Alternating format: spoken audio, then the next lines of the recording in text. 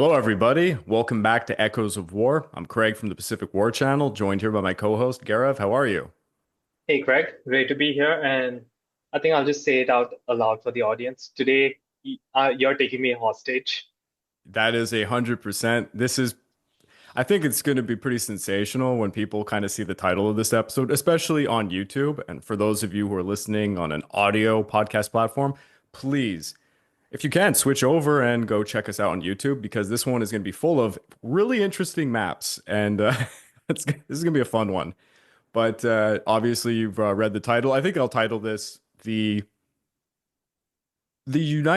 American plan to invade Canada in the 1930s, more 1920s, mind you, and vice versa, the same Canadian plan to invade the United States, same time. There existed two plans.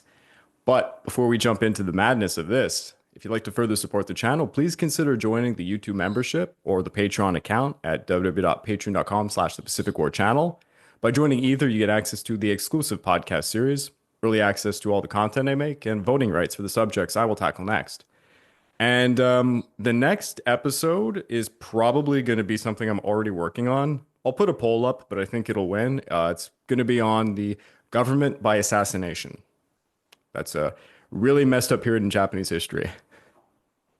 Well, if you're talking about 1930s Japan, accurate. Yeah, and the one thing that I'll say here is it's been done to not done to death, but there's quite a few big YouTube channels that have covered that topic, but every single one of them fails to cover why. They just kind of explain the hysteria of it and how it led to militarism, but they never look at like why these young Japanese officers wanted to do that in the first place. And that's something I'm uniquely capable of doing because I've thoroughly researched that issue. But I desist. Now let's pull up a little map to start us off.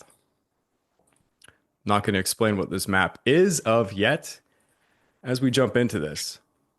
So, you probably a lot of people here are expecting a comedic episode, and it is funny. But I do want to just say right off the bat, this was a real war plan, and there actually was a extremely real situation that could have caused it to happen. They were treating this very seriously, and it's not a complete joke. A lot of people treat it like it's a Okay, I joke. just have one question about this map. Sure. I can see what everything in the shades of or red and orange kind of mean, the British Empire. Why is Ireland the only thing in green? Um, I'll get into that. It has to do All right, with because we're going all to be right, talking about a lot of things. If okay. they made a full map about all the war plans, it would actually be really interesting. And the history behind the war plans, it's very hard to get information on this. For this episode, I actually read the real manual that was written by I guess you call them the field officers. So it was their survey of Canada, which is really funny if you read the full thing. It starts off with them just doing like a geological study of like, oh, there's Rocky Mountains and there's a tundras here and there's a lot of rivers. It's going to be hard. We'll need boats. And it's like just a realist view. And then it's kind of like a survey of, oh, here's all the things that we can steal from them. It's a really interesting study, but it does it goes into like the military aspects quite heavily. And before I start, I also want to mention we are talking about Canada in the 1920s. Most of this is written. Mid 1930s is when kind of the drafts come through. It's not the same Canada that we're thinking of today. There's a lot of things that aren't even constructed. For example, the Highway 40 is not finished during most of this. So if you were reading the manual, you would notice they're actually talking about how it's kind of being built up. The railway system is almost finished, but there's actually parts that don't connect. There's a lot of stuff. Niagara Falls is completely different, for example. There's a power plant there, which has been gone for quite a while. But yeah, let's start this off by setting the table. Um, After World War One, relations between the United States and Britain were actually not great. This had largely to do with Britain owed a substantial amount of money to the United States because, for those who don't know, the United States ended up banking Britain, France, and Russia by proxy. And Britain owed them like $22 billion. Dollars. I think they only paid it off in like 2005. That's how long it took. It's a crazy amount. And And $22 billion back then is yeah, it's insane today. It's an insane amount, and there was payments with gold, and all sorts of crazy things had to happen. A lot of people don't like to talk about this. During World War II, a lot of the deal making between FDR and Churchill had to do with the debt from World War One. There was money kind of being played with there. So yeah, it's a very relevant thing. But the United States was also uneasy because they had emerged as the second dominant global naval power simply because Germany sunk its entire fleet. So you have the Royal Navy, who's been basically the head honcho for forever. And now the 350 American, years, I'll just tell yeah, that. yeah. And now the American Navy is their second.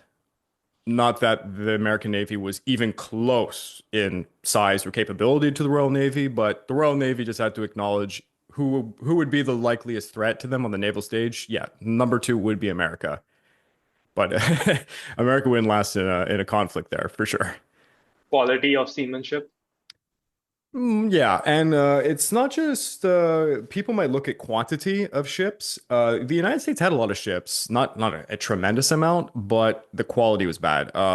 If you looked at the battleships, it's like on paper, maybe you could argue the United States could put up a little bit of a fight, but no, the British battleships or dreadnoughts, basically at this time, would have just wiped them out.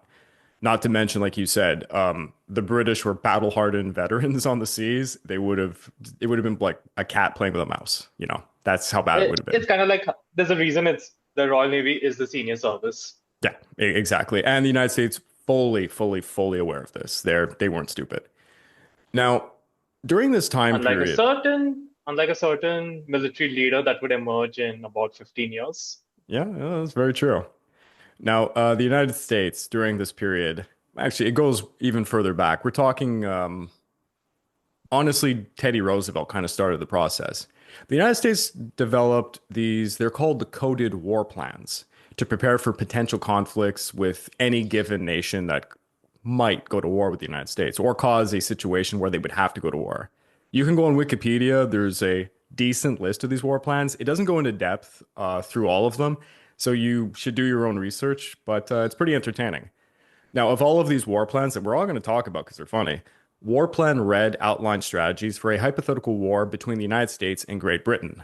So, actually, the map that you can see behind me, I guess, on your screen, is for War Plan Red. And I'll explain a little bit about it in a bit. So, in such a conflict, it was thought that it could have been as an escalation. Well, here I'll get into that a little bit later. But it was thought that this war plan would inevitably escalate into a continental war, predominantly fought in North America, with the United States facing off against the British Dominion of Canada at the time. This prompted American military strategists to create a plan for invading and bona fide conquering Canada. So we're going to be looking into exactly, what was War Plan Red and the other war plans for that matter, because it's a lot of fun. So during the interwar period, the United States Armed Forces formulated the several color-coded war plans. They were developed early in the mid 20th century. Just to give you an idea, War Plan Orange, which dealt with Japan, was immediately done after the Russo-Japanese War, and it was initiated by Teddy Roosevelt because he felt that Japan would potentially be a threat to the United States in the Pacific. But I think it'd be kind of fun to go through some of these war plans, just to give a little flavor to this. So, one of the first war plans was known as War Plan Black. It was a contingency plan for a war with Germany, which should come to no surprise. This is coming off the heels of World War One, who obviously Germany had proven itself to be a formidable force. It's it's formulated directly after World War One, and it was basically just a precaution measure in case France fell to German forces. Because for those who don't know, after World War One, France kind of just was the dominant, like, standing army for quite a while, arguably during Land World War army. Two. Land army, yes, of course. An But amazing infantry, great tanks, no radios. That's all you have to say about them. and horribly out of date generals. Yes, Don't forget that. unbelievably.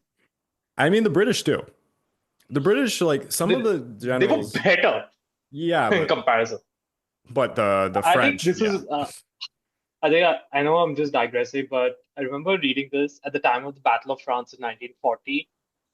Gert von Rundstedt at I think 62 was literally the oldest general in the Wehrmacht. yeah, And most generals, right, at the divisional and above were, you could say, between the ages of 48 to 55. So they're still energetic and yeah. driven. Most of the French generals were over 65. That's I it. mean, it was also Victor's disease. You know, some of these guys made their names at the end of World War One, so they kept them around, but what it was very foolish. And I mean, I don't want to go into it too far, but the French still believed, given what happened in World War One, that the next war was going to be identical and that big, large armies would inevitably come to a standstill at, for trench warfare, where the Germans took the opposite perspective. They're like, we can never let that happen. We need direct punches into a weakened area in a line, combined arms go through. Don't Well, allow that. well, actually, the funny thing is the movement and tactics which dominated the Blitzkrieg was actually not even a novel concept. It Yeah, was something that even the Prussian armies used to do quite well. of course. It's just the means changed, but it still was the essence of pincer movement and envelopment in a kettle. Uh, I can't recall Kaiserschlacht, I think it is used to call, like you get them into it's or the cauldron battle, as they used Yes, to yeah, yeah, call the it. quality battle, yeah. So it was still the same thing, Yeah. just But it's also the because means changed. unlike the British and the French, the Germans fought in the Western Front, but during World War One, they also fought in the Eastern Front. The Eastern Front, it wasn't trench warfare. It was wide open space, Open. very mobile. So they got the best of both worlds when it came to experience. And they realized, yeah, what we were doing in the East particularly could be used against the West, and they wouldn't see it coming. And lo and That is where behold, the yeah, that is where the famous stormtroopers tactics were developed. exactly. I mean, proof is in the pudding when it came to the collapse of France. But this potential war with Germany, they thought it probably would escalate somewhere like in the French West Indies. And that technically is still, it's definitely in the American zone of interest, being in the Caribbean and all. So, they planned for strategies like a naval blockade of Germany, for greater naval development, troop movements to defend, the territories, to prevent the Germans from getting a foothold in the Caribbean, let alone if they had the ambition to land in America. That would be pretty wild. I mean, it's like man in the high castle scenario, I guess. But yeah, that was kind of their idea. It was very defensive. There was also War Plan Gray, which was one that kind of changed over time. This one is very bizarre. It's hard to find information on this one, but it focused with a potential conflict in Central America and the Caribbean, anticipating instability in these regions and preparing for direct intervention to protect American interests.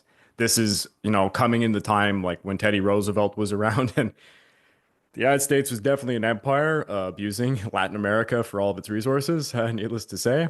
And there was a second element to this where they thought it might involve an invasion of the Portuguese Azore Islands, which were seen as strategic islands in the Atlantic. For it's kind of like I guess you could say it's a stepping stone if you have to do operations against Europe. Very peculiar to think of the invasion of what is just a beautiful little set of islands. But yeah, there was War Plan Brown, which is one that's pretty relevant.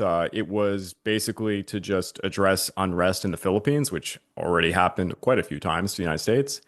And, it was basically just a plan how to quell an uprising against the American colonial rule in the Philippines. Although the United States is not an empire, and they definitely did not acquire any colonies like the Philippines, as they always like to say. Completely bullshit. But yeah, Or you could just say, as Napoleon would say, all you need is a whiff of grape shot. yeah. Douglas MacArthur was in the Philippines just because he was friendly to them. There's no other reason why he was there for so long, or his father for that matter. Yeah, Thank everyone God forgets about his father. Eisenhower, thank God Eisenhower managed to get away from that. Oh my God, have you ever read about the personal accounts of Eisenhower? He was like, he looks up to MacArthur in the beginning, and then he just descends into this like, no, I need to get away from this guy. Oh man. War Plan 10, it's pretty relevant to the United States today. It was for an intervention in Cuba. So the War Plan Bay of Pigs 10, invasion. yep, or the Spanish-American War, if you want to go further back. War Plan Yeah. 10 was focused on the potential intervention in Cuba, particularly in response to political instability or threats to American investments in the region. I have no idea what that could be about. I'll ask Fidel Castro. This plan represented, long-standing American interest in Cuban affairs, dating back, like I said, to the Spanish-American War. Because people who don't know their American history, Cuba was like a child to America. It was not their colonial possession per se, but America really felt that it was like they were like it was a protectorate of theirs, and the financial interest in Cuba was immense once upon a time. Quite tragic, the history between those two countries, which is weird as a Canadian because it's one of our vacation destinations of choice. So, you know, we go over there. I can buy Cuban cigars, which I happen to really like, by the way, all the time, but that's like illegal for Americans and stuff. Yeah. Damn. Yeah. But you know what? The Dominican also makes great cigars. I'll say that. And then we Every come time I up. just think of cigars, I'm just thinking of like, Tintin and such. Oh, yeah. Yeah. We come up now to the main one, which is War Plan Red. So if you're watching this on YouTube, just look at the map as I say this, because War Plan Red was intricate and it had a lot of specific subvariants for all the British dominions. So if you look on the map, the crimson color is Canada, ruby color is India, scarlet is Australia, garnet is New Zealand, emerald is what at the time was the Irish Free State, which has obviously changed now. And each subvariant outlined strategies for, potential conflicts or defensive measures against these regions. And it reflected the American apprehensions about British imperial expansion and the dynamics of international relations. We're going to go back into War Plan Red, but I want to just talk about the other ones. The one I know the most about, obviously, is War Plan Orange, which was a conflict with Japan. It was developed in anticipation of, obviously, a potential conflict with Japan, and it included naval strategies and troop deployments designed to counter Japanese expansion within the Asia Pacific. And I mean, it was specifically targeting, areas that were of American interest, which obviously, right off the bat, the Philippines, for example. Now, what's interesting is War Plan Red and Orange also saw a combined version of this plan called War Plan Red Orange, which was How? America. Oh, I'm yeah. sorry, just wow, great naming. Well, I mean, they wanted to go with their color-coded idea here, but War I was Plan. just thinking, couldn't someone in the war office just like maybe mix orange and red and just see what happens? I know. But War Plan Red Orange was America's hypothetical two-front war situation. In their analysis, they envisioned simultaneous conflicts with both Japan and the British Empire because once upon a time there was the Anglo-Japanese alliance, a treaty that, was renewed a few times. And then as we got closer to World War II, Japan cut that treaty with Britain, tragically for them, by the way. It highlighted the logistical challenge to the United States facing a two-front war, and it led to, the prioritization of one front for offense while adopting a defensive posture for the other. Kind of similar to, the Schlieffen Plan for Germany during World War One and a little bit for World War Two. And to be honest, I don't want to go into it too much, but this plan was the one that had the most changes done to it all the way up till a few weeks before the Pacific War hit, because Douglas MacArthur famously didn't like what was called War Plan Orange 3 at the time of the attack in the Philippines. And he had tried to make some last minute changes. And this also has to do with the future rainbow plans, which is another thing altogether. But War Plan Orange, it certainly went over. It went through a lot of developments. At first, it was directed at defending the Panama Canal because they thought that the Japanese would do a surprise attack on the Panama Canal. It ends up changing to Pearl Harbor. They didn't foresee that so much, but yeah. And the Japanese also had always thought they might attack the Panama Canal. If anyone wants to hunt down a book, I forget what year it's written. I think it's in like 1905 or something. It's called The Great Pacific War. And it was this guy who had this theoretical idea that Japan would surprise attack the Panama Canal and cause a global event. And yeah, interesting in retrospect. And Isoroku Yamamoto read it. So yeah, pretty interesting. There was also War Plan Yellow, which was again it was directed at China, and this was basically in a direct response to the Boxer Protocol, which was the outcome of the Boxer Uprising, the Boxer Rebellion of 1899 to 1901. This was just the United States basically just saying, if China again gets what you would call uppity, how would we go over there and quell what is like the next little rebellion on their part, which is just so sad because I mean, China was literally carved up by so many different powers and abused. It's really disgusting. But the United States thought, they would use their military forces that are already in places like Shanghai or in Tianjin and Beijing and just quell it, probably call up the other great powers who would just all gang up on China because everyone was getting financial like payback from exploiting China. It's really a gross situation. War Plan Gold was an engagement with France for its colonial possessions. For those who don't know, the French, going a long way back, still owned a few of the Caribbean islands, and I mean this was in the sphere of American influence. So if you look at things like Well, this would be the quickest of the war plans to be completed. yes and no, it depends on the year, because France could be formidable given like I don't know, let's say it was on the cusp of World War One or something. France could have annoyed the Okay, United I'm States. I'm kind of just putting it in the interwar years since that's Interwar where years, our yeah. discussion. No. Interwar years, all the other countries have been so devastated they couldn't even think about financing a navy. The United States was in a unique position. But like, let's for example, the United States had to actually occupy some of the Caribbean islands in the interwar years, and even in World War One, there was some meddling about because of just fear of civil unrest and stuff, and then these new nations popping up. Because the United States was very sensitive about the independence movements in Latin America because so many countries claimed independence from Spain and stuff, and it got crazy. And it always led to conflict with American interests, like the fruit company, for example. Absolutely evil. Anyone who knows that history, my God, the American exploitation of Latin America should be taught more so in schools. It's really bad.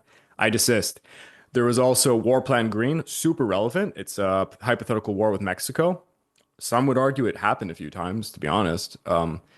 It was termed officially Mexican domestic intervention, and basically it just aimed to eliminate any rebel forces that might spring up in Mexico who might get too unruly, and the Americans might just, install like a puppet president in Mexico to just quell any such things. And yeah, if you look at the histories of World War One, World War Two, there's a lot of tensions. There were kind of attacks over the border. Stuff happened. So simply put, anything against Pancho Villa. Exactly. War Plan Indigo was the occupation of Iceland.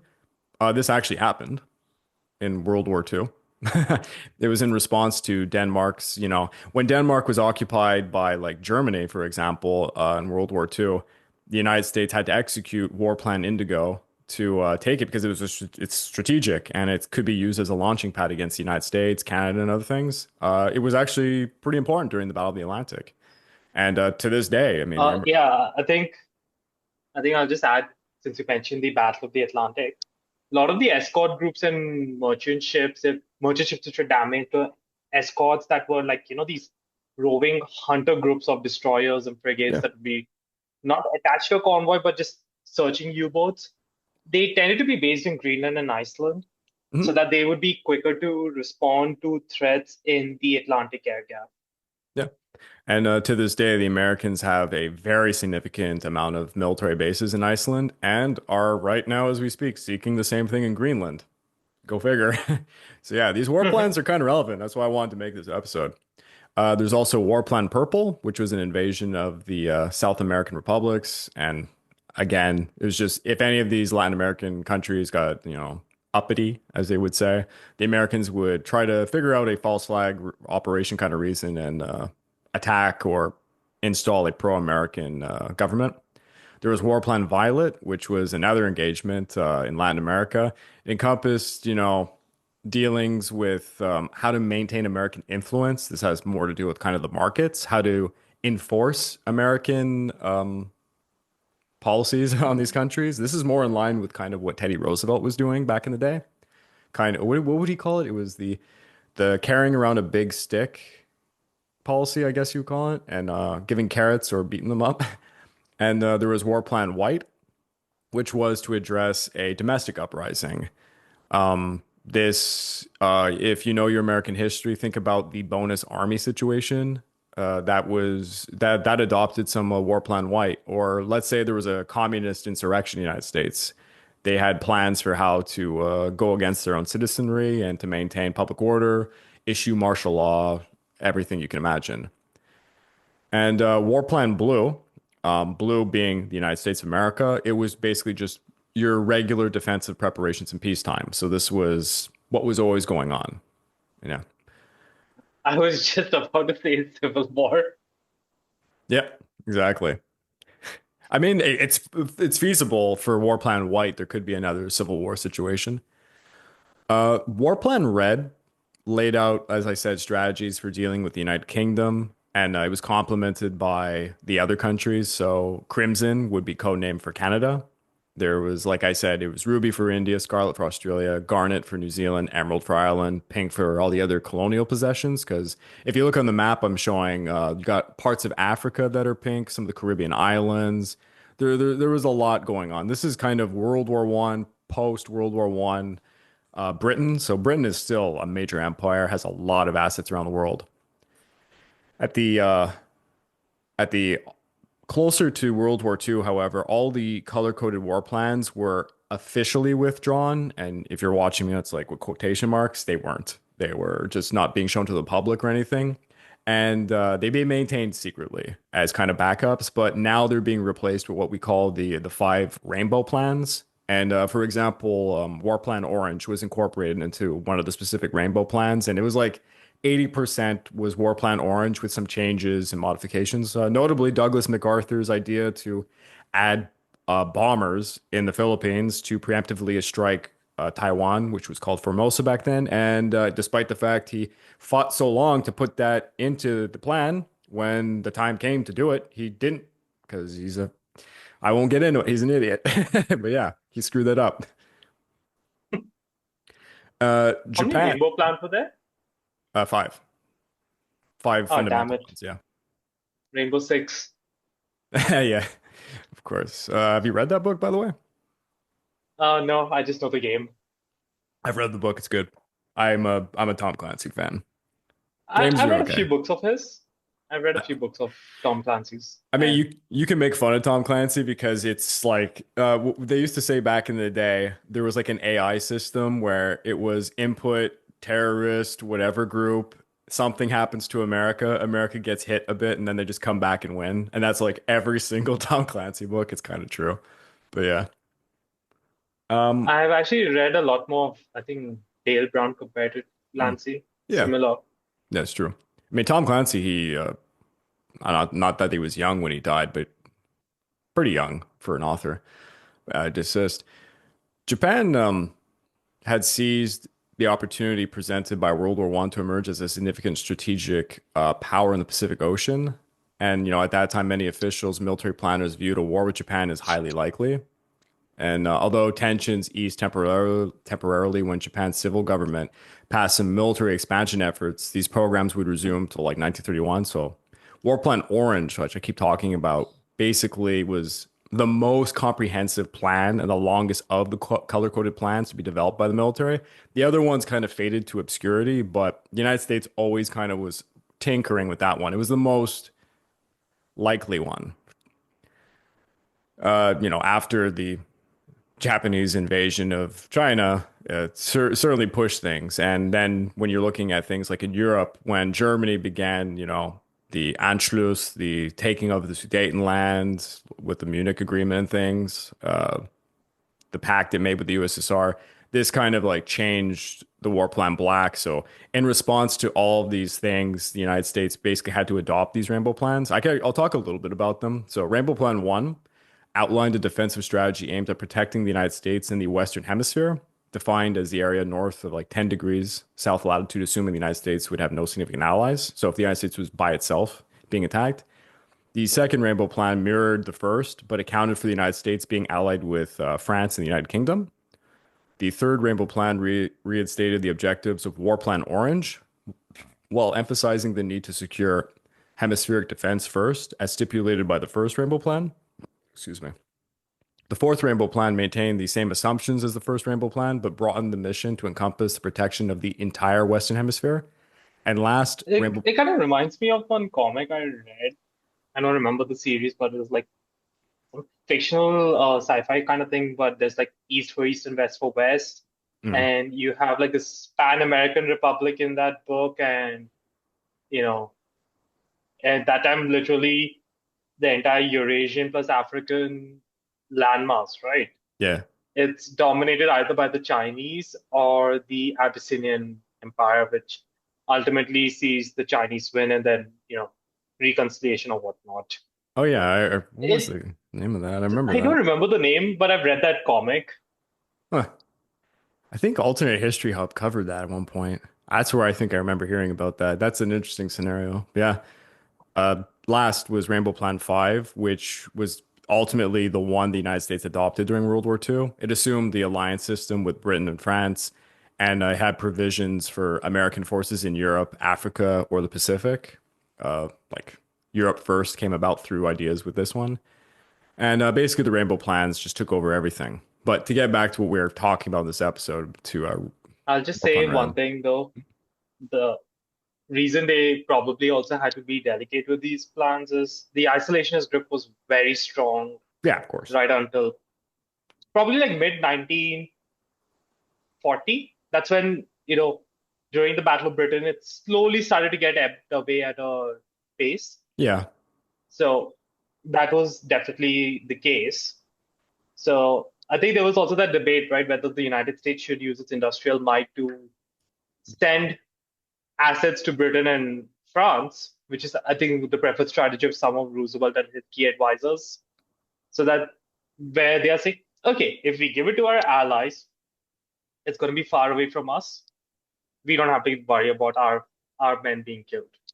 Yeah, that's true. And the Um, isolationists would obviously counter that we need to keep it for our own defense. yeah, I mean that was the argument that went on for years and years, and it was just FDR struggling to come up with a rationale to get into the war because he had been in conversation with Churchill for a long time, trying to just figure out how it would happen. And he gave guarantees to Churchill. He's like, "It's going to happen. We just need a rationale to justify it." It's ironic that the United States, both on the cusp of World War One and World War Two, faced the situation where they had presidents who basically had policies not to enter a war, and then they had to. But yeah.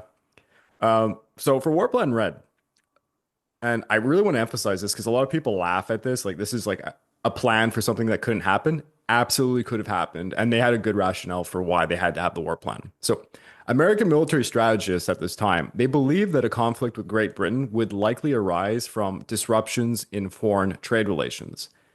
Probably you're thinking to yourselves, why the hell would these two go to war over that? I'll get to that. Britain asserted something called belligerent rights status during wartime.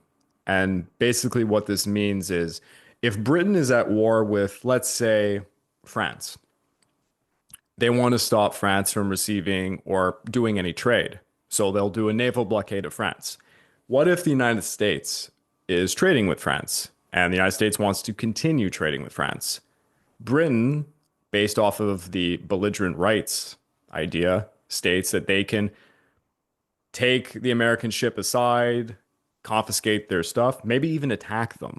And during World War One, during the naval blockade of Germany, this situation actually occurred, not with just the United I think it States. happened with not with the United States, but a lot with more with the Scandinavian merchant fleets.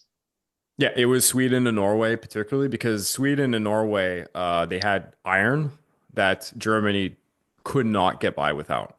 Germany has resources, but not enough for the wartime. And the British ended up like trying to respect the neutrality of a neutral country, like let's say Sweden, while stopping them from trading. It was a really tricky thing, and that's why Britain adopted this thing called belligerent rights because they wanted everybody to know that's what we're going to do. And by the way, what's kind of funny about this is there was no legal precedent for it. It was just Britain saying, hey, this is what we do and this is the justification. No one else was really acknowledging that it was okay to do this. So it's the legality of it's kind of interesting too. But given the experiences of both the United States and Britain during World War One, American planners expected such a war between them to be a prolonged conflict and that it would be fought primarily in North America. And it would be all over basically disruption of trade, which is understandable because both of them were competing and both of them had naval assets and they weren't identical when it came to maritime trade and their networks, but they were very comparable. So the United States hoped that given conflict would arise, that Canada would simply align with Britain, thereby allowing the United States to have justification for attacking and occupying Canada. If Canada said they wanted to be neutral, the US planners would refuse to acknowledge it unless Canada allowed them to occupy key ports like Halifax and other strategic locations until the war's conclusion, which is ridiculous, but whatever. Oh, sorry, I'm a little bit sick. I've been sick for a while. So I just want to reiterate to people, this was like a very real scenario. The Let's say like Britain was at war with, I don't know, one of the Caribbean islands or something in Latin America, like the United States would definitely think that this is impeding upon their trade, maybe even the Monroe Doctrine. And the United States would escalate things. And as we all know, even if you don't want to go to war with the country, if you let things escalate and keep escalating, you inevitably kind of get forced into it. So I just like it's definitely it was plausible. Plausible is a good word to use. Highly unlikely, plausible. But yeah, because I think a lot of people find it comical the idea that the United States would go to war with Britain. But after World War One, like you have to put your head back in time before we think of them as like these countries that are great friends. There was no other enemy on the world stage. Germany was neutered by 1921. They didn't look like they were coming back. There was the USSR, but they And were I might add, thanks to France insisting on those pretty harsh terms, draconian. Yeah. Britain and Britain and the United States, I might add, wanted to not impose. Yeah. Like, obviously, they wanted to impose penalties, but nothing to the extent what France proposed. Yeah. So put yourself in the United States' Uh, shoes. You are owed just by Britain alone. We're not even talking about the other countries that owed so much money to the United States, $22 billion. Dollars. And then you get that's into this I'll escalating. just tell this. That's about half a trillion in today's dollars. Yeah. And then Britain, I don't know, goes to war with Portugal, of all places. Who knows? And the United States, for some reason, has vested interest in some trade with the Portuguese over port Porto, I guess. I don't know. And then like Britain starts messing with the American, merchant fleet. And they're like, yeah, we're confiscating your stuff. And if you don't stop, we're going to fire upon your ships because the British are taking this very seriously. The United States would be very angry about this. This would not go down well. And, one thing could lead to another. And it just takes one merchant ship going down like the Lusitania.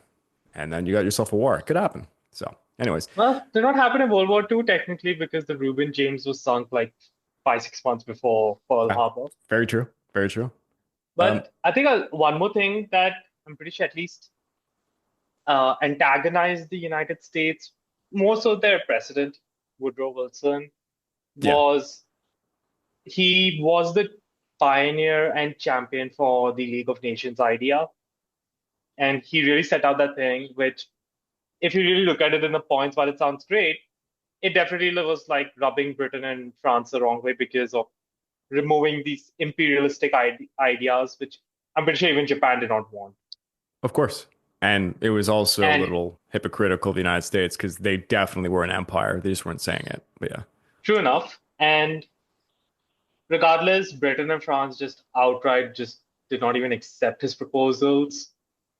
And I think if I'm not mistaken, during the negotiations after the surrender of these Central Powers, when Italy kept asking for what all it was promised, Yeah, yeah. Britain kind of like just delegated it to Wilson, and he could not do much.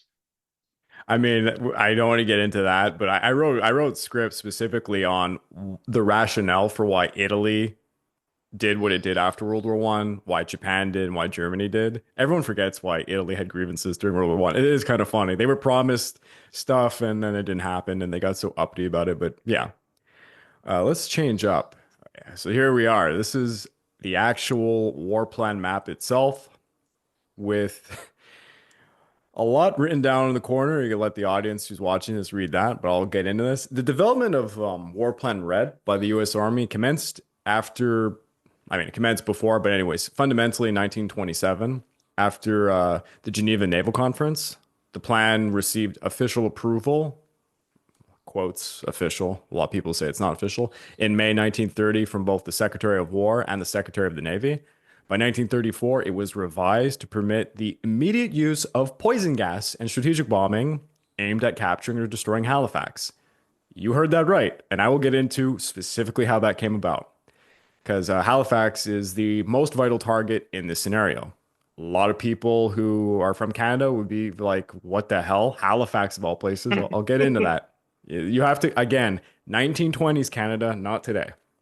Very different Canada back then. So in February 1935, the U.S. War Department allocated $57 million for the establishment of 3 air bases along the border to facilitate a preemptive strike on Canadian airfields. One of these bases was disguised as a civilian airport. And I can't remember the full story about this, but the actual plans and the rationale for why these air bases were being made covertly got leaked to a journalist in Canada. And the Canadian, and we found out, I'm Canadian, by the way. I don't know if I've said this, I'm Canadian. We found out that that's what they were for. And it was a huge scandal that got brushed under the rug. But yeah, the Americans got caught doing this. It's pretty funny. In August of 1935, the US even executed the largest peacetime military exercise, mobilizing 36,000 troops near the Canadian border south of Ottawa, with an additional 15,000 troops held in reserve in Pennsylvania. This was to simulate a motorized invasion of Canada. Psst. Hey you ever hear me talk about some great Pacific War movie or documentary like Pearl Harbor Minute by Minute over on Netflix and feel the urge to watch it for yourself? Uh-oh, you live in Japan, and your Netflix doesn't have it? Must suck to be you.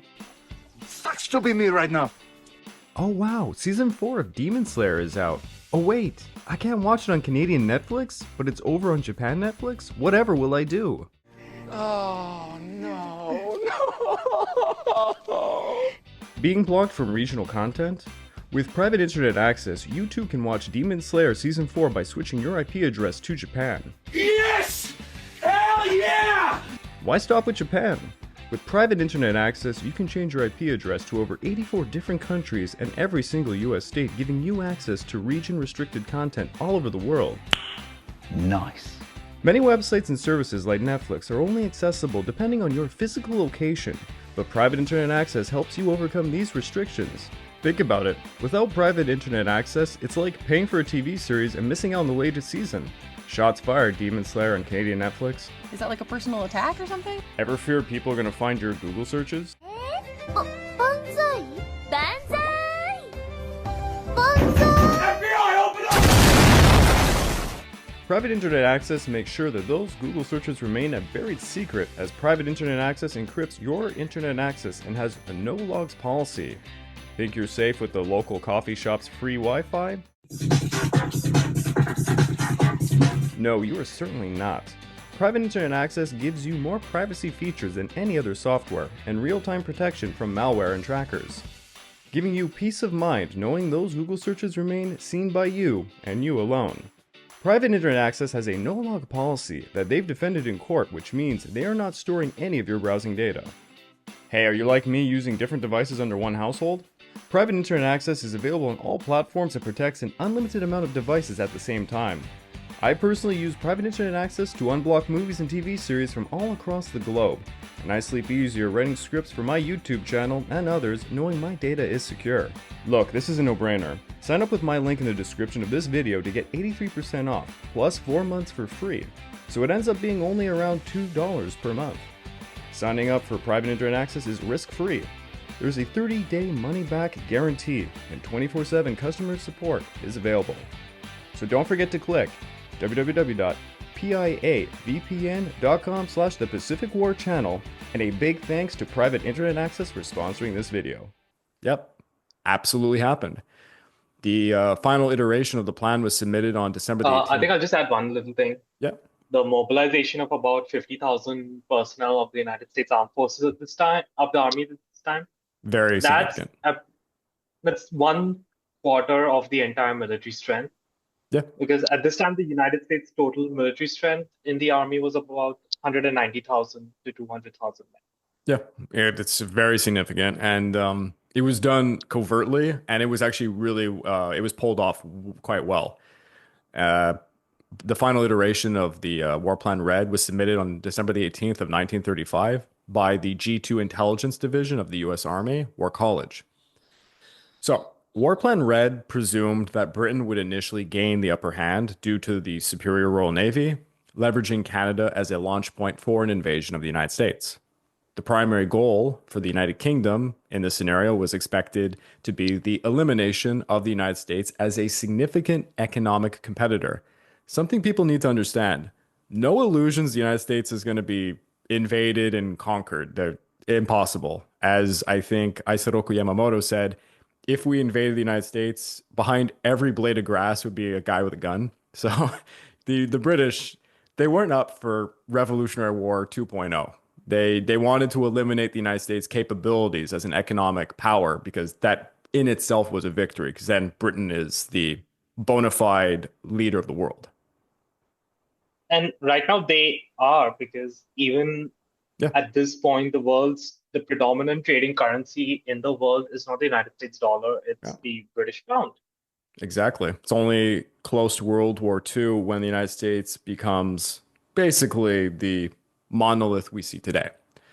The conflict was anticipated to be prolonged, given what happened in World War I, and it was expected the longer it went, the British Empire would, rally their troops from all their colonial possessions. Let's look at Gaurav, at India during World War I. The lion's share of units coming from there. Not to mention you have Anzac.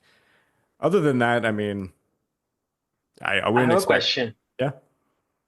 What if the Australians got the kangaroos? You have to counter that with we have moose here, okay? They're actually very dangerous. They'll break you. But the kangaroos are going to be fighting with the moose. Oh, dude, have you ever seen a moose? People freak out, eh? A moose is like double the height of a person, and if you hit a moose, your car is done. The moose is getting up and walking away. You're dead if you hit it. Like, don't mess with a moose, eh? Oh, we also have wolverines. Yeah, they're pretty nasty. You see, right now, there are two kinds of wolverines in my head. Hugh One Jackman. is obviously the X-Men. Yeah. Who's and Canadian, the other is and the other is from Command and Conquer. Oh my God. Yeah. No, man. Do an episode on Command and Conquer would be interesting. Alternate history of the Command and Conquer. Anyway, I won't get into it. Oh, I'm down. Yeah. Generals. Yeah. The conflict, obviously, so it's going to be prolonged. There also had to be the acknowledgement that there is potential for intervention by Japan or Mexico. And by the 1930s, the United States gradually believed that this was less likely because Japan was very isolated from the rest of the world and Mexico was not doing well. By the 1930s, Mexico was really struggling. Yeah, they kind of lost the ability to be a real key player. They were involved in World War II, but not significantly. So, to counter these threats, the United States intended to refrain from engaging forces beyond the Western Hemisphere or from confronting the Royal Navy in a decisive naval battle. That was like, at the beginning, they're like, no, we're not doing that. Instead, their strategy centered around defending against a British-Canadian invasion while simultaneously trying to blockade, invade, and ultimately subjugate Canada. The objective was to capture essential ports, air bases, railways, strategic territories, deprive the Canadians of crucial resources they could use, for the production. And North America, once it was conquered, would be fortified as, a continental defense system. Like, think of Hitler's Atlantic Wall, but on the other side, The North American Wall. The North American Wall. And then if the British attempted, to get a foothold, they would Well, just, actually, it would actually be the Atlantic Wall still. yeah, exactly. It would be the Atlantic Wall still. And to stop the British from ever attempting a foothold for the invasion. By the way, if Canada's taken, Britain is not landing anywhere in the States. That's just ridiculous to even think about. That would I not don't, go well. I don't think they would even be dumb enough to give that consideration. No, no, and I will be talking about what the Royal Navy thought about all this. They had their own idea of a war scenario. Fair Now, enough. the overarching hope was that a successful conquest of Canada and economic pressure against Great Britain would just lead to a negotiated peace, which very reasonable. That definitely would be the outcome of this for sure. During the initial stages of the conflict, U.S. outposts in the Philippines, Guam, and American Samoa would just be abandoned to the British and Anzac forces. There's nothing America could do. They knew that that was That's done. and it's kind of like how France was in the gunpowder age conflicts with Britain. The Yeah, idea is to win in the continents of Europe, colonies have to defend themselves, yeah, yeah, and exactly. we'll barter the gains. Exactly. And like, let's be honest, if this war broke out, the Philippines would suddenly be like, Japanese citizens are under threat. Something's happening. Japan needs to just occupy the Philippines. Like it would have been a free for all in the Asia Pacific. Everyone would be taking chunks out of everybody. Um, So we're yeah, just talking about a Royal Rumble, but in the Pacific with yeah. actual guns and weapons. Oh yeah. After conducting extensive war games at the Naval War College, the planners of War Plan Red opted not to attack British shipping or engage in a decisive naval battle initially. Instead, the US Navy aimed to concentrate all of its efforts in the western North Atlantic to try and obstruct British Canadian ship movements.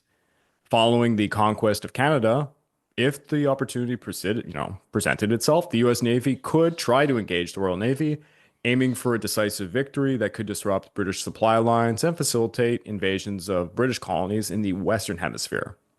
Any territory obtained from Britain or Canada would be annexed immediately and integrated into US states or territories. Yeah, so that's something that people need to know. The invasion of Canada plan, absolutely, they were going to conquer Canada and take it all.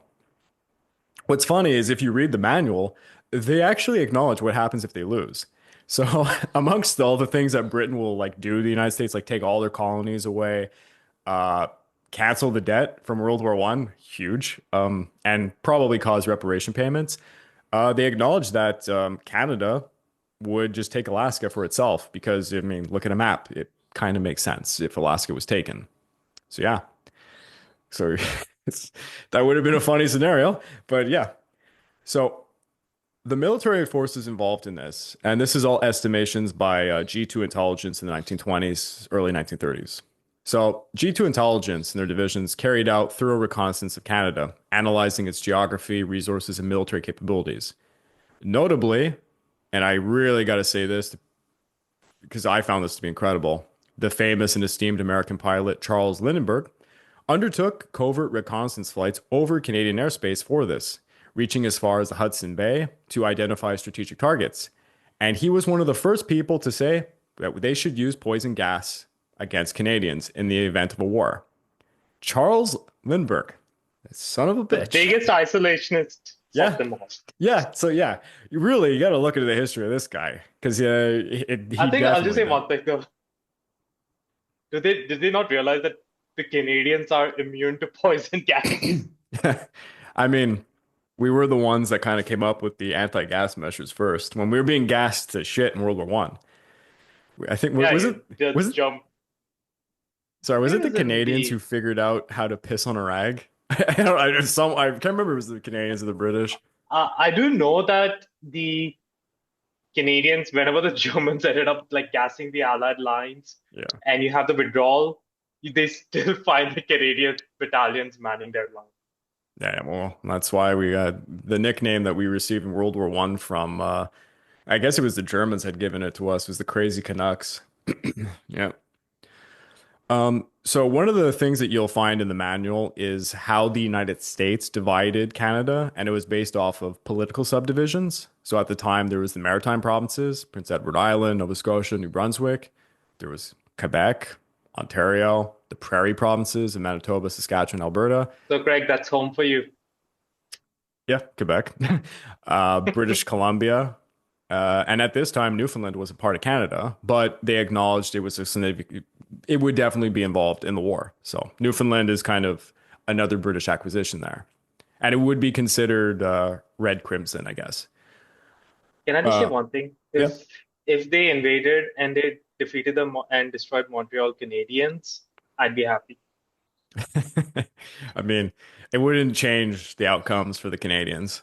I mean, now, of course, they're gonna win the cups in the 20s and stuff, but it's been a long time. It's just depressing. Look, I support the Leafs. I know that even That's worse. pathetic. Yeah, you can't make fun of the Habs if you support the Leafs. The Leafs are much more Well, depressing. sorry. I'm used to depressing. Even my football club used to be like waiting for titles, so I'm used to this. Actually, my friend had messaged me. I don't know if I can find the text.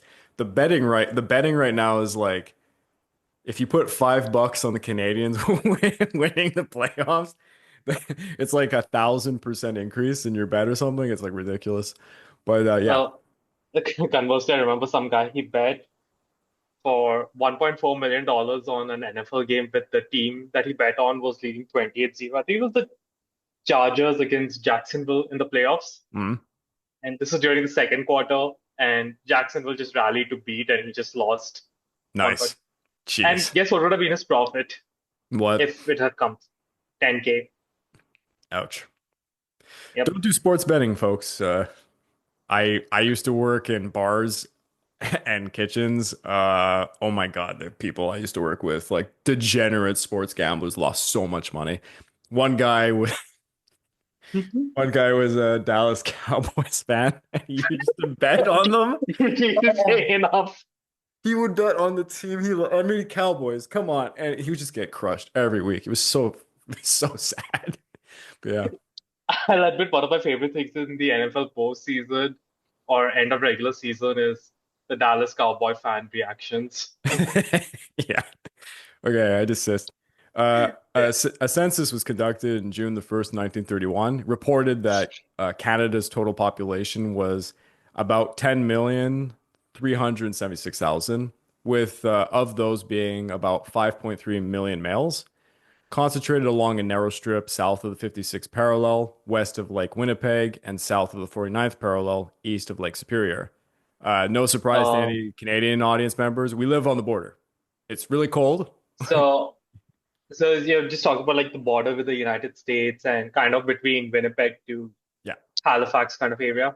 If you are looking at the map right now, where the arrows kind of go and lie, that's 90% of the population of Canada. Yes, we all live on the border because the further north you go, the more it really, really sucks. Like, oh my God. So yeah, obviously the Americans, when they were surveying Canada, said the climate in southern Canada was found to resemble the northern regions of the United States, like I don't know, Vermont, for example. Due to the harsh winter conditions, war planners recommended avoiding attacking Canada between November the 1st and April the 15th. That's our dense winter. Sensible. Yeah. And don't attack Canada in winter. It would be like the Soviet Union. It wouldn't go well. In 1934, G2 intelligence estimated Unless you're the Polish. yeah, true. Uh, sorry, losing my voice from being sick. In 1934, G2 intelligence estimated the Canadian Army consisted of 3,760 permanent personnel and about 135,000 non-permanent personnel. They projected that 60,000 troops could be mobilized within about 15 days of a war. This would increase to about 126,000 within 30 days. And after about 6 months, Britain could potentially contribute about 50,000 troops per month going forward. So again, Damn, like that's the British quite a Empire. lot of reinforcements. Yeah. I have a table. Maybe I'll edit it later, but table just shows like the escalation, like the longer the conflict would go, if the British were allowed to ship men over, because of I mean, look at the empire. There's a lot, it's like World War One. At first, Britain was on like the small feet there, they're having trouble. But once the African troops, Indian troops, Anzac forces start hitting the front, I mean, it got ridiculous for the Germans to Well, I overcome. think maybe you can put this in the video later, but just for the audience's benefit, they initially expected that there would be 5 divisions worth of soldiers that they would need to face Yeah, And by month 6, they estimated there are going to be like 22 new divisions. exactly. Under certain conditions, this force might be landing in Canada by like 30. Yeah, it's a lot. The Royal Canadian Navy had about 104 officers, 812 personnel, with the possible assistance of local British Royal Navy members. So that could be like another 100 or so officers, about 1,000 men that could be added. Basically, that would be like probably forces already in Newfoundland, for example. The naval fleet of Canada at this time included like 4 destroyers and 3 minesweepers. It's kind of comical to think about, but remember, Canada didn't build a real fleet till World War II. The Canadian fleet You in World got War II it is much really? better. y- Yeah, but you got to really give it to them. This puts in context like how much work the Canadians Yeah. pulled in the Battle of the Atlantic. People never talk about this, but pound for pound, like because of the small population of Canada, we output arguably more aircraft than Americans. Like it was insane how much aircraft that we were putting out, and frigates and smaller destroyers, for example. That's what we were specializing in World War II. But I that it's I a remember this one thing of the Atlantic battles is the British were kind of like before America entered, the British were kind of pissed off with the Canadians. They're like, you guys are not doing enough. yeah, Even though most of the ships of the Royal Canadian Navy were out at sea for like 90 to 95% of a standard voyage time, yeah. which is absolutely insane. Yeah, the escort duties for the convoys, it really like we unsung heroes, Canadians, like it wasn't large vessels that were escorting the convoy successfully. It was literally like frigates and destroyers, and that's why And corvettes. Corvettes, Canada exclusively went into building these smaller ships. They streamlined it for the convoy duty, and no one talks about that, but yeah. The Canadian Air Force, a little bit more robust, had about 1,000 personnel, 84 combat aircraft, alongside about another, like for a total of 189 like aircraft. But At least much better. I mean, it's not great, but and they could probably pull in about 20 plus like every month of the war. They can build up. It was expected, for example, within the first 10 months of the war, they'd have 13 squadrons. By much more time, this could be built up to 74 squadrons, given the Britain's bringing over theirs. But following World War One, on the other side of this, the United States Army had downsized to an army of about 135,000 active personnel, but they had the capacity to just bring up about 4 million. So again, Canada has almost 6 million males total population. The United States is like, yeah, we could probably field about 4 million. It wouldn't be great for Canada. The US Navy consisted of 100,000 active duty personnel, and by 1935, this would include 15 battleships, 4 aircraft carriers, 25 cruisers, 104 destroyers, 52 submarines, and hundreds of additional vessels, totaling like 320 warships. So, pretty big disparity between them and Canada. By June 30th of 1932, the American Air Corps had grown to about 1,305 officers and over 13,000 enlisted men, including cadets in that. They possessed about 1,709 aircraft distributed amongst 4 attack groups, 12 bombardment groups, 16 pursuit groups, 13 observation squadrons. The Corps possessed at the time also 2 airship and 2 balloon squadrons. This is, after World War One. Outdated. Yeah, that was still a thing. G2 intelligence estimated that Great Britain could deploy approximately 2.5 million troops to Canada from its colonial empire. During this period, the Royal Navy was recognized as the world's most powerful navy, significantly surpassing the United States. They had roughly at that time like 20 battleships, including battle cruisers in that list, 12 aircraft carriers, 90 cruisers, 100 destroyers, 70 submarines, hundreds of other warships, uh, 232 naval aircraft, because Britain had like a naval arm too. The United States is just kind of starting this out as a concept. The Royal Air Force had 48 squadrons, each comprising, like 12 aircraft, ready to deploy to Canada on a whim. And ongoing shipments were expected to increase that strength, like I said, to 74 squadrons within the 120 days of the potential war. So just like the men coming And over, airplanes too. yeah, and I think one reason Britain also has significantly more capital ships, Yeah. right? That is cruisers and above. Is they actively did that in the interwar period. Yeah. During the time of peace, they built quite a few of these cruisers and battleships and aircraft carriers. And the logic was sound. These things are not going to be replaced for 30, 35 years if all things go well. Mhm. And it takes years to build one. Yeah. So do it now and then let our shipyards during the war churn out destroyers and smaller ships, smaller numbers of the bigger ships. It's Mhm. more practical use of your manufacturing capacity. It was clear that Canada would struggle to defend its territory against the United States. The country would likely focus on defending Halifax and the Montreal, Quebec territory to maintain operational bases for the United Kingdom, while secondary efforts would, concentrate on protecting vital supply routes in industrial areas. The success of War Plan Red hinged on the seizure of Halifax, the largest ice-free port in eastern Canada. Because again, everybody, this is 1920s. A lot of changes have happened since. The United Kingdom was expected to utilize Halifax as its primary naval base, and capturing it would basically cut off the United K's ability to supply troops to Canada or resources alone. Given its strategic, Ice-free port, yeah, folks. That's exactly why Russia and Japan went to war in exactly, 1945. yeah. Excuse me. Port Arthur, while Russia also had places like Vladivostok, but that wasn't ice free, so it wasn't as strategically important. Because Canada, we have the Montreal dock, of course, but it's actually not ice free at this point in history. So that's why it's of secondary importance. Given its strategic significance, the US sanctioned the use of poison gas and strategic bombing to facilitate a swift conquest of Halifax. Following the taking of Halifax, the next most important thing was the hydroelectric power plant at Niagara Falls, which doesn't exist anymore, but back then that was a big deal. It was definitely a key, it was the number two key target, as it generated most of the region's electricity. Securing this facility would significantly disrupt Crimson's operations, Crimson being Canada. Once these objectives were accomplished, the plan envisioned a full-scale invasion on three fronts, advancing from Vermont towards the Montreal, Quebec area, moving from North Dakota to capture the Winnipeg railhead, and launching an assault from the Midwest to seize critical nickel mines in Ontario.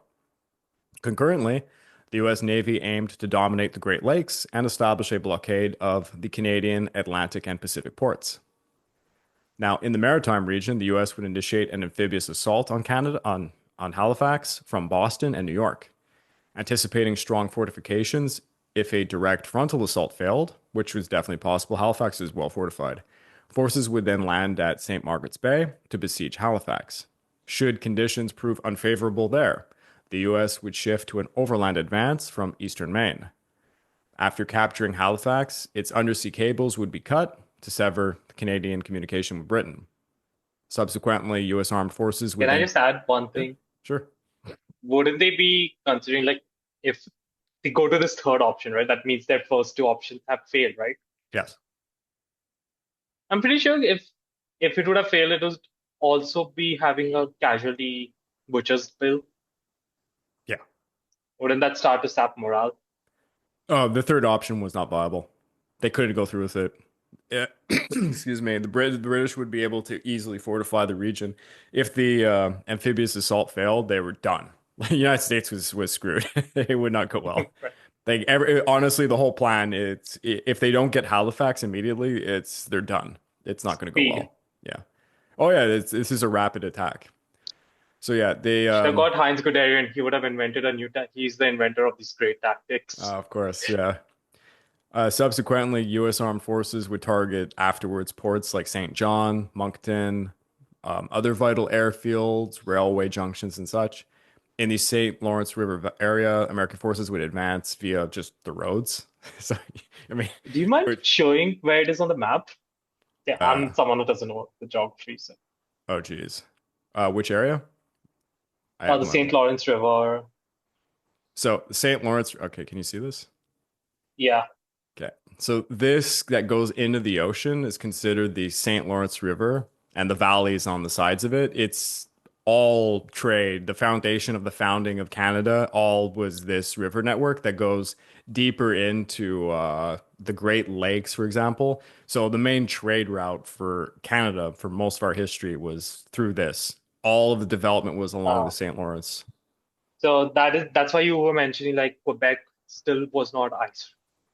Yeah, Quebec exactly. docks. So for Quebec, here, I just want to, can I erase? Still a control C. I'll just leave it there. Anyways, Yeah. I'll just leave it there. But so Quebec, Quebec City, that might be confusing for people. The capital of Quebec is Quebec City, has a port which is was historically the most important port. Then a port was developed in Montreal, which became the biggest port. But they're not ice free till later in history. It's actually kind of, I think it's by World War II to be, they end up being ice free. So because they do freeze over for the Americans, they are secondary targets because obviously Halifax is the most significant. But excuse me, the Americans are going to be invading the St. Lawrence River area just via the road networks that you can travel today upon. And there's also railways from New York, New Hampshire, Vermont, Maine that go directly to Montreal and Quebec. They can easily use most of these. After capturing those ports, which were icebound for about 4 months of the year, this would isolate the rest of Canada from the eastern seaboard, disrupting the flow of supplies from the Atlantic completely. And it would deny Canada and Britain access to all of Eastern Canada's industry and agricultural resources, as well as their air bases. So back then, you have to think of it, most of all the important stuff is kind of in the Ontario, Quebec region. That's the lion's share of what needs to be conquered. Everything in the West is not that it's not important, but it's less important. And it's probably a lot of I'm pretty sure people in Vancouver would still be happy to hear this. people in Alberta are like, shut the hell up, you guy from Quebec. You see Québécois. But yeah, for the invasion of the Great Lakes region, so I'm going to go back to my little pencil. So here we have our Great Lakes, and they are great. They're very big, almost like oceans. A lot of trade, a lot of stuff going down there. Honestly, at this time, crucial to not just Canadian economy, but the American economy. For that, the United States would coordinate simultaneous assaults from Buffalo into Niagara via the Peace Bridge. The Peace Bridge, Ironic. ironic as hell, was if you're going to, because the United States and Canada, we share Niagara Falls. The United States has a shitty, like their side sucks. I'm sorry, Americans, your side is terrible to look at. It sucks compared to the Canadian one. But there's a bridge that you can take. It's one of the main borders between our countries. So the Americans would invade us over the Peace Bridge. And after securing Niagara Falls, the U.S. would control the Soo Locks and all the essential bridges over the Niagara River and the Welland Canal. Basically, it's just a giant bridgehead for the subsequent invasion of other Canadian areas. These maneuver, gotta get off my little pencil. These maneuvers would not only streamline the invasion, but they would cripple Canada's industry by disrupting, the transportation of iron ore, grain, and coal, everything it needs for wartime. Now, within the Winnipeg area, U.S. forces would advance from North Dakota through the Grand Forks to capture the Transcontinental Railway's nerve system. The Transcontinental Railway is the foundation of Canada. It's just think of a railway that just travels from one side to the other over the border. This is where the Canadian is. Yeah, All right, I pretty need to much. go there once. In taking this junction complete, it's like cutting the country in two basically for supplies. And again, coal, grain, meat, oil, nothing's going east to west if you cut it there. For Vancouver, which is really the last thing on the list, like I can't stress that enough. It's not a big thing at this point. The Americans would invade Vancouver and Victoria. U.S. troops would advance from Bellingham along Route 99 exists today into British Columbia. They'd launch an amphibious assault to Vancouver Island from I guess, yeah, Port Angeles. And they would also capture Prince Rupert, its railway, the naval base at Esquimalt, preventing the United Kingdom from maintaining a foothold in Western Canada, which wouldn't matter. It would be the last thing on British minds at the time. To further weaken Britain, strategic plans also included inciting revolts for the Home Rule in Ireland, which We see that in World War One, World War Two. It kind of works. Get the Irish uppity, start pumping the IRA with money. And then Britain will send in Arthur Percival. Yeah. And who better Well, to to be fair, he was support? very effective there. Who better to support an Irish uprising than get some guys from Boston to go over there? I mean, it would actually work out really well. Um, they would also try to Well, strike some con. Yeah. considering it was Sicilian mafia ties Mhm. of New York that helped with Husky, yeah, I can buy that logic. Yeah. Gaurav, there was plans to incite revolts in British India too, because that was the seen as a second weakness. I don't know how they would do it. I, considering I have very strong views about this topic, which if I say it out loud, I'm scared. Yeah, don't talk about this. That's I know. It's that's the no-no stuff to talk about. But somehow the Americans would do something, and I don't know. I couldn't find anything on what they would do. I was actually interested. How would they deal with India? Because they say that they have a plan called Ruby. What were they gonna do? I don't know. It's like it seems really Um, weird. even I should try to think, what would they do? Like, would they talk to the founders of the Indian National Congress, right? Like Nehru and Gandhi, or I don't know. Yeah, Like, maybe. I'm just thinking out loud on the fly. Or are they going to say, because, for example, well, it's not going to be like a military invasion, because thinking like in World War II No. when they landed in Torch, right? They got a lot of gifts for the local population in North Africa. I think it has to do with America's message on quotes, bunny ears here, about anti-imperialism. It'd be like, look, we're Americans. We don't colonize places like the Philippines. We are against Britain and what they're doing to you. You should rise up and you should form the United States of India. I guess that's what they would do. That's pretty much what we are, anyways. Yeah, so I guess they would just try to incite that. And you know what? If anybody could pull it off, I guess it would be better the United States than what Japan tried. That didn't go so well. Considering no one joined their Mutiguchi's divisions. And hey, I mean, like you go over to India and you're like, hey, we're a country that violently broke off from Britain, and we did it. We're going to show you how to do it. Maybe, I don't know, maybe they would do something pretty crazy. Additionally, America aimed to disrupt Britain's trade access, through the Asiatic areas, Hawaii, the Panama Canal. There's a real big one the United States has to deal with because Britain's going to seize the Panama Canal for sure. There's also the Alaskan theater, definitely not a priority, but it's there. And ultimately, it's just you're trying to cut into Britain's trade because hurting Britain economically is what's going to win the war in the end. No, that's the American strategy. I want to talk about what Britain thought because Britain did not actually have, or we don't know, had an official war plan, but there were minds, certainly in the Royal Navy, that thought about it. Overall, the Royal Navy and their officer corps believed that if a conflict would arise, their primary objective would be to transport troops and supplies to Canada to defend against what would inevitably be an American invasion of Canada. Everyone could kind of see that's how it would go. A full-scale invasion of the United States was deemed far too unrealistic. A naval blockade would be possible, but very slow to do. It's just America's too big. So the Royal Navy would adopt a defensive strategy and rely on, waiting for the American fleet to try and leave safe waters in the Atlantic and just pounce upon them. But Kind of what ABC tried with the Italian fleet in the Mediterranean exactly, during World yeah. War II. The only problem with this is it kind of leaves the British maritime fleet vulnerable because they're almost baiting the Americans to come out at that point. Royal Navy officers recognized Britain was susceptible to supply blockades, and they feared should a larger American fleet approach the British Isles, because, maybe America could build stuff, who knows? The Isles could quickly capitulate if they were blockaded, as, we saw in World War I with the submarine fleet of Germany.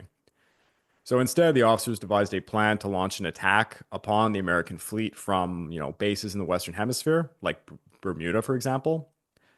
In parallel, ships stationed in Canada and the West Indies could disrupt American shipping and safeguard, them bringing over their troops.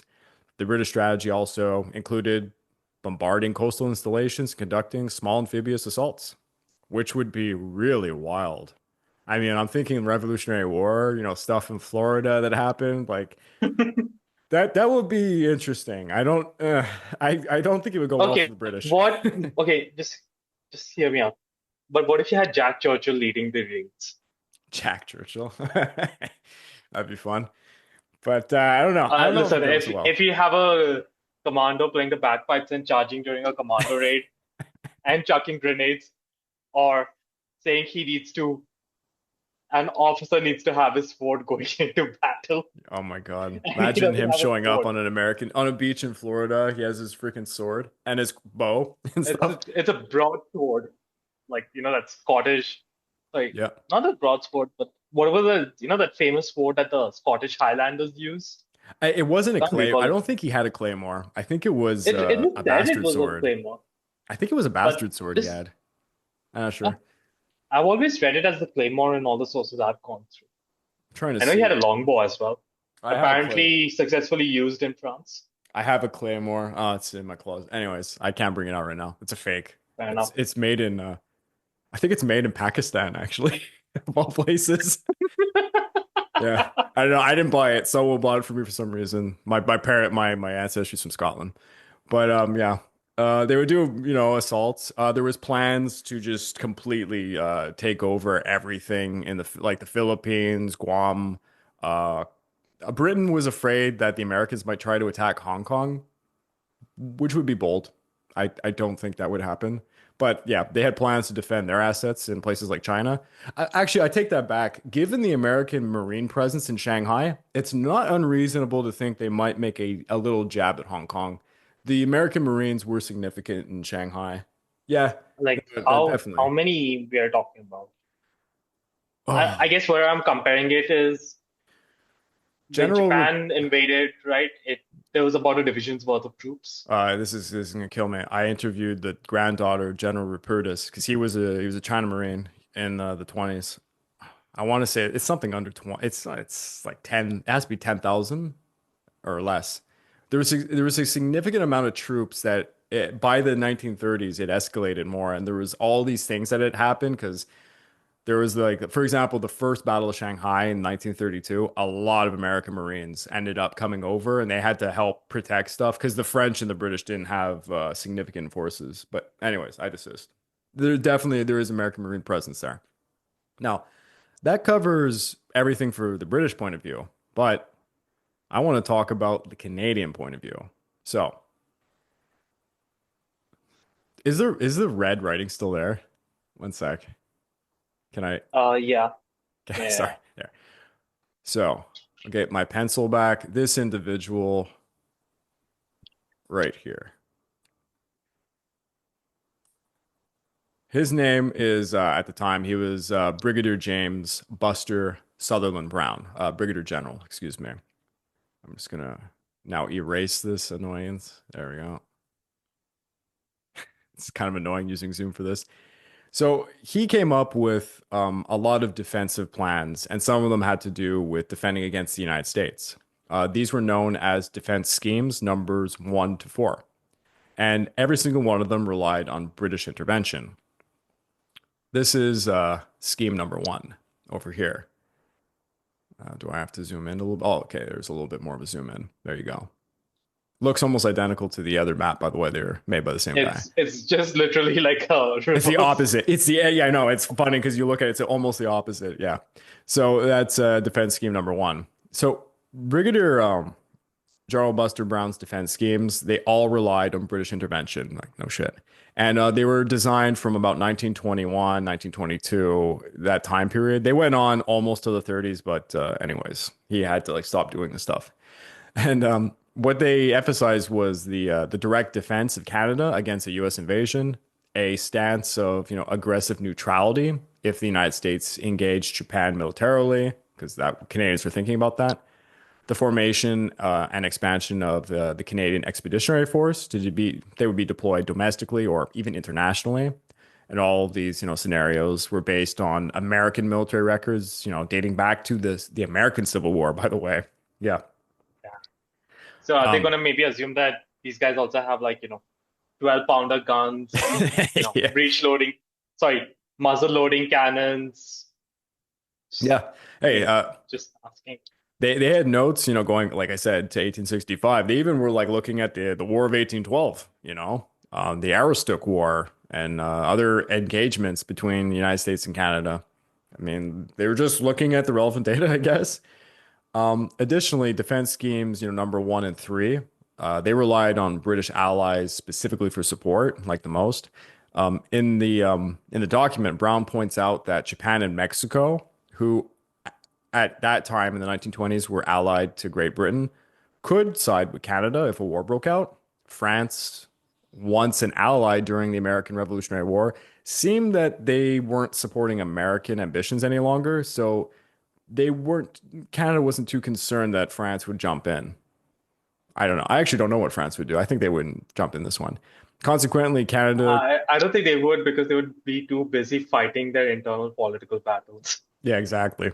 Consequently, Canada could resist American domination by leveraging its, loyalist connections, I guess you could say. They're like trying to appeal to everything they could. Unfortunately, even Buster Brown acknowledged by 1921 that the speed and decisiveness of Britain's response to American provocations were in question. Canada's concerns about the diminishing British influence and the rising power of the United States really reflects in his work if you read the manuals.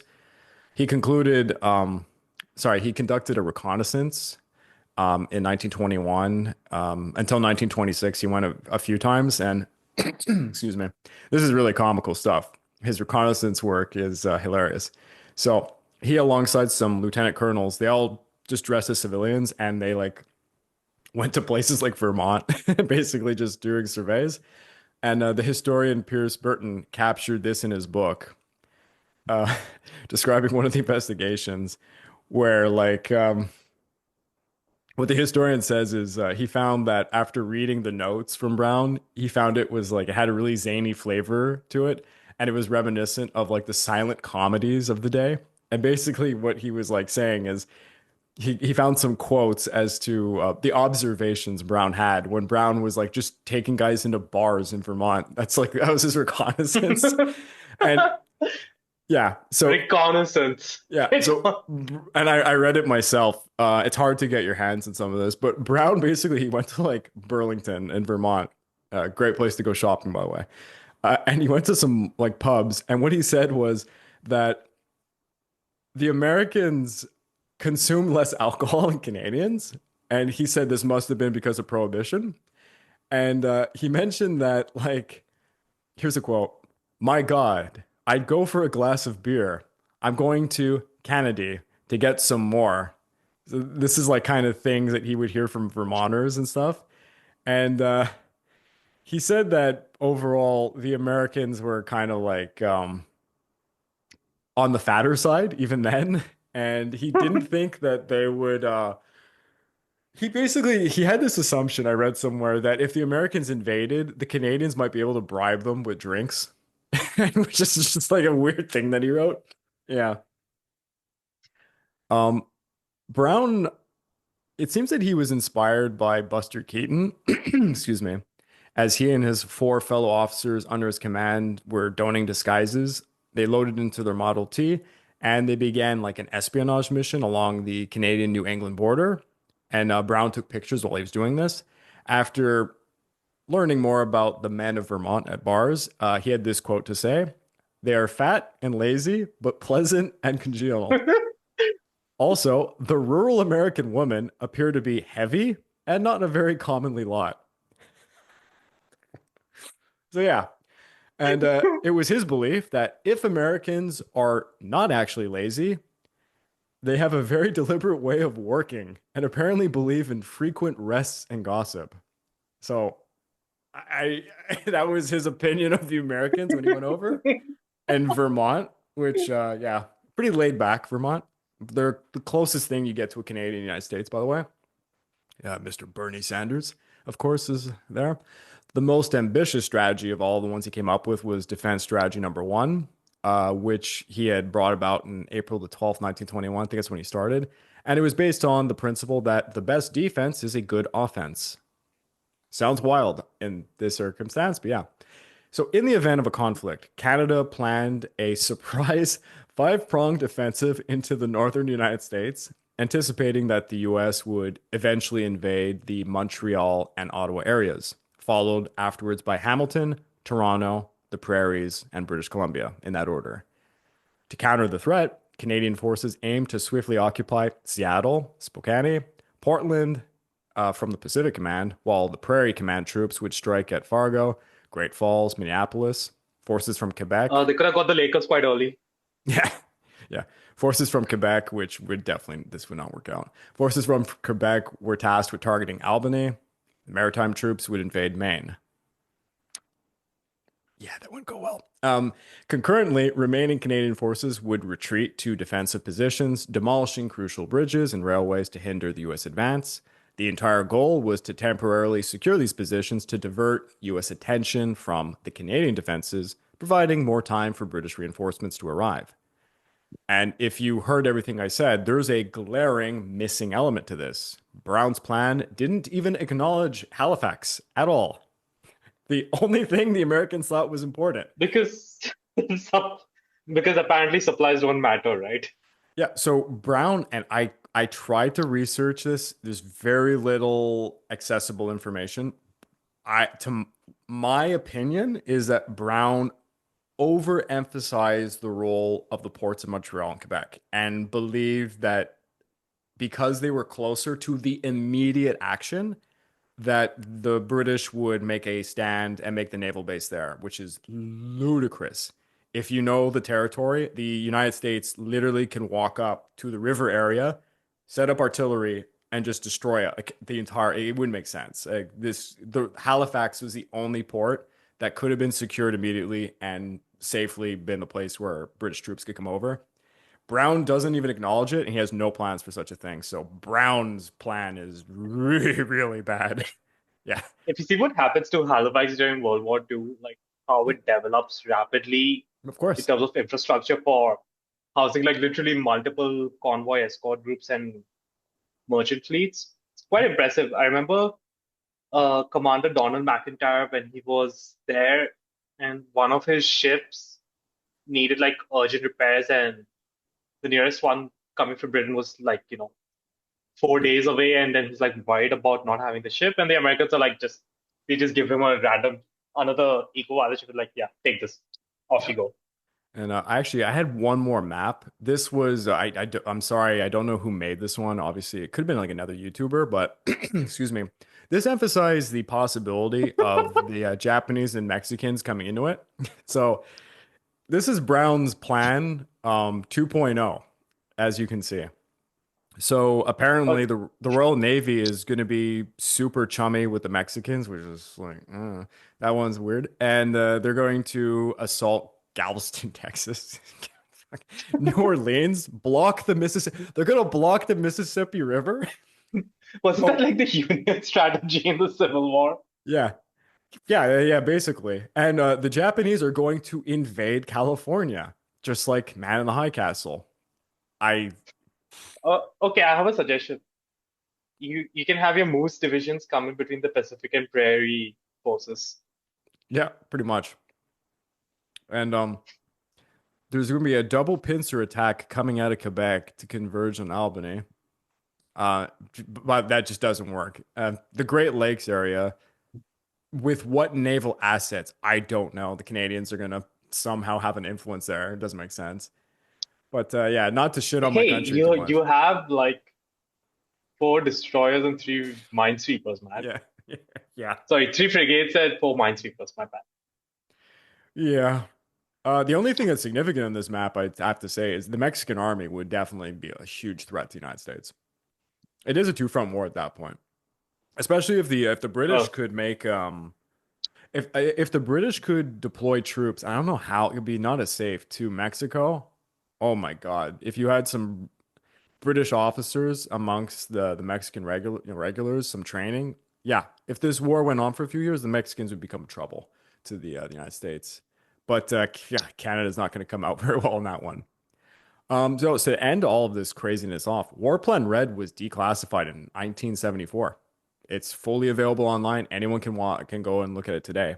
Also, if you go to the Library of Congress, I don't know, I think it's under a glass thing. You can actually look at it, the original copy.